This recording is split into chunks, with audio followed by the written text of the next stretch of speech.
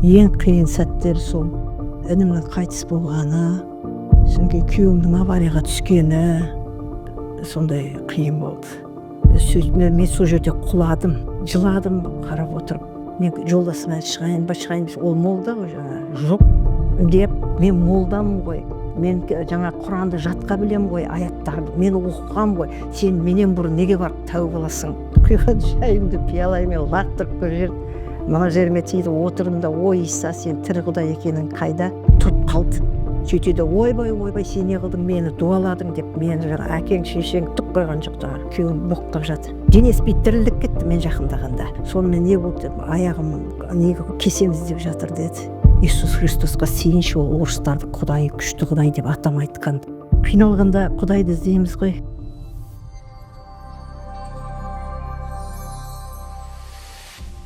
Менің атым Зиякүл, Түлкібас районында дүниеге келгем. Әкем теміржолшы болды, шешем бала бағумен болды. Семьяда біз 10 едік, соның 4-шісі болдым мен. Иса Масих туралы мен білген жоқпын, но Ғайса пайғамбарым деп жаңағы атамнан естідім. Ғайса Масих деген Сұлтанмахмұт Торайғыровтың өлеңін біз жаттадық әдебиеттен. Сол кезде атам айтты, бұл құтқарушы болып келген, ол қайта аспанға кеткен, бұл тірі Құдай деп орыстар сыйынады, біздің қазақтар ұлы пайғамбарым деп қояды деді. Сақпан кезінде, қой қоздаған кезде қорада, мал қорада туылған деп сол кісіден естідім мен бұл Иса туралы. Сөйтіп, ол енді қалай сену керек, қалай не қылу керек, мен білген жоқпын, соны білу үшін көп іздендім мен. Ең қиын сәттер сол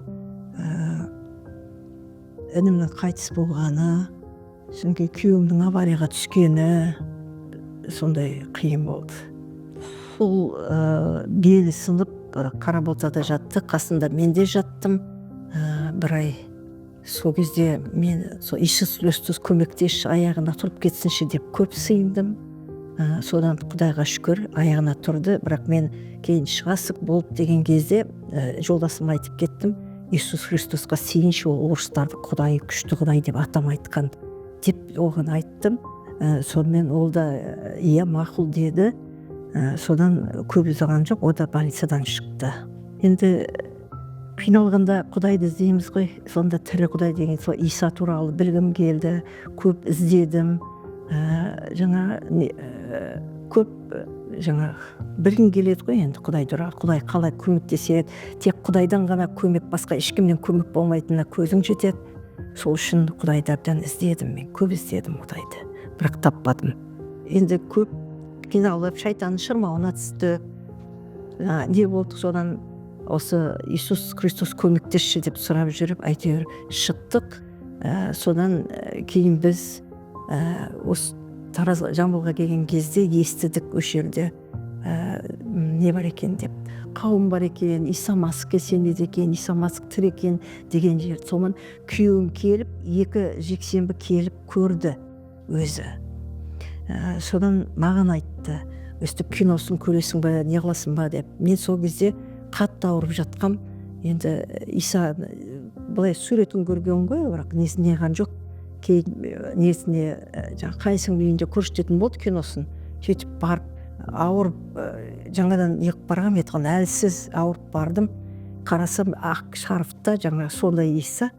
Сөйтіп мен сол жерде құладым. Анда неге табалдырықта құладым. Есімді білмей. Сол кезде қарасам жаңа Иса қолын беріп, мен тұрғызтып жатыр. Бет тұрып көзімді ашсам, ар жағынан күйеуім келді. Қорқып кеттім ғой деп. Мен Исаны көрдім. Мен Иса қолын берді десем, қазір көресің киносын, қазір көресің дейді. Түк оған түсіндіре алмай қойдым. Сонымен тұрып барып отырып, жаңа Исаның киносын қойып берді, көрдім. Енді бір жыладым қарап отырып.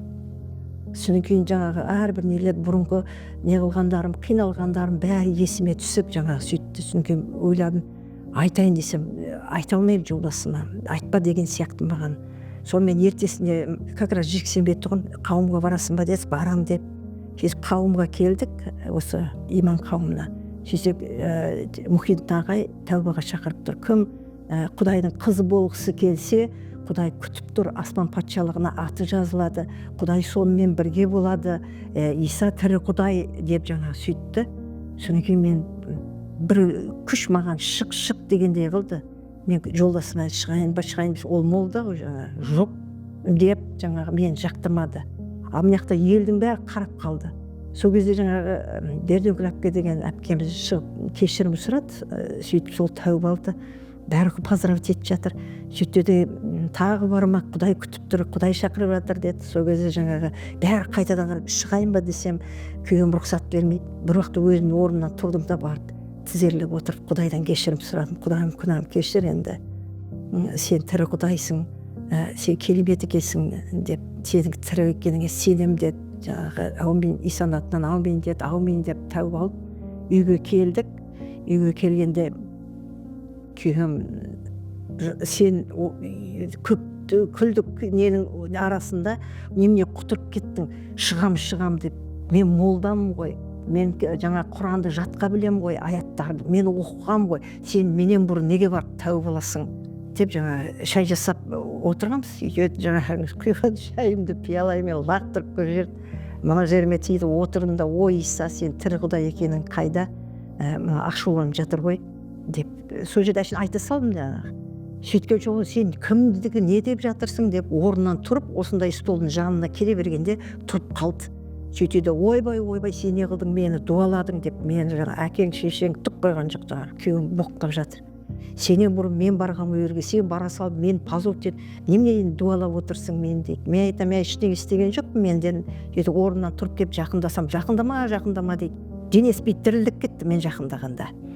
Содан кейін мен өзім қорқып кеттім сөйтінде өзім түсінбей қалдым, бұл қалай болды. Жақындатпайды. Мен жақындасам дірілдейді. Содан кейін тұрдым да мынандай жерде, о Құдайым, Иса, не істеймін, көмектесші өзің дедім. Сөйтем ақырын барып ұстадым, жақындатып, андай жерде диван болған, диванға апарып жатқыздым. Сол диванда аяғы істемей, бір апта жатты үйде. Сонымен Құдайым, Иса, не істеймін, өзім көмектес деп Құдайға жалынды. Мен сонда дұрыстап дұға етуді де білмеймін, отырамда айта салам Құдайға. Сол кезде көшіп кеткен көршіміз құда бала болып келеді, Саха мен Тарғын деген жігіт. Сол екеуі кеп қалды бір аптадан кейін. Аға ауырып қапты ғой, біз соны больницаға апарайық деп машинасымен келді. Содан кейін жарайды деп, ол кезде қиын заман еді ғой, 97-ші жыл скорый шақырсам бензин құй не қыл дейді. Сондай қиын еді ғой. Соны апарайық деді, жарайды деп алып барды. Сөйтсе одан ешқандай ауру тапқан жоқ.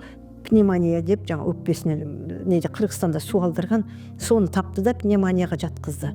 Содан ертесіне Мұхинаға кеп қалды. Сөйтті, Зікірбай қайда деді. Мен айттым, больницаға жатқызып қойдық деді. Не болды деді, білмеймін, ауырып қалды, аяқ істемей қалды деп сөйттім. Сонымен Әли екеуі, Әли ол кезде бізде бақтаушы еді ғой, Әли мен Мұхинаға барыпты. Зікірбай, сені Құдай шақырып тұр, тәуіп ал, Құдайға кел деп сөйтсе, не сендерге айтты ма, Зікірбай тәуіп алсын деп, Құдай сендерге сөйледі ма, неге өйтіп өтірік айтасыңдар? Мен Құранды оқығам, мен жатқа білем деп қарсыласқан ғой. Содан кейін жарайды, Құдай жар болсын онда саған. Мейлі Құдай ашпаса біз ештеңе дей алмаймыз дегенде шығып кетіп қалған. Артынша олар кеткеннен кейін аяғы гангрена болған ғой, қарайып. Сонымен оны областной больницаға ауыстырған. Областной больницаға бардым, мен барсам гневный палатаға жатқызып қойған, кіргізбейді бізді. Сонымен ақырын неге айттым да медсестраға, мен Мұсаевқа не қылам, кірем деп. Кірдім да, сөйтсем ол бір палата жалғыз өзі жатыр. Сонымен не болды, аяғым неге кесеміз деп жатыр деді. Осындай консилиум деді, көп врачтарды бәрін шақырып сұратқан екен, аяғыңды тізеден жоғары кесеміз, болмаса болмайды, ол жоғары шауып кетеді деп жатыр деді дейді. Содан кейін сыйындым неқтан, ағаларды нелерде сыйынып жатты, бауырларға да айтып қойғанбыз сыйынсын деп. Содан өзі сол жерде жатып өлгісі келмейді. Сол кезде бір Гүлжахан деген сестра оған киелі кітап беріпті, кішкентай ғана. Соны жаттап жүреді, оның ішіндегі Құдайға қалай жақындап тәуіп алу керек, сол жазылған, соны ол жаттап жүретін. Сөйтсе соны қайтадан есінде қалтасында тұр екен, соны алып, соны оқыған ғой. Сөйткенде Құдайым, мен өлгім келмейді, 6 балам бар, аяғым кесілмейді. Осы аяғым кесілмесе мен саған қызмет етемін деп, соған Құдайға уәде берген. Сол момент аяғына қан жүрген. Сөйтіп больницада бір апта жатты да шықты. Содан уәдесінде тұрып із хабар таратумен болды. Құдайға рахмет. 7 баламыз болды. Құдай бәрін қамын жеп, өзі қамтамасыз ет. Барлығы да жаңағы жоғарғы білім несін алды, дипломын. Құдайға ризамын, келгеніме өте қуаныштымын. Құдайдың арқасында 22 немерем бар. Құдайға, Иса Масихке алғысым шексіз. Өзім Исаны қабылдағанда үйімізде тыныштық болды. Жаңағы балаларымызда тәртіпті бәрін отырғызып қойса, бәрі дұға етеді.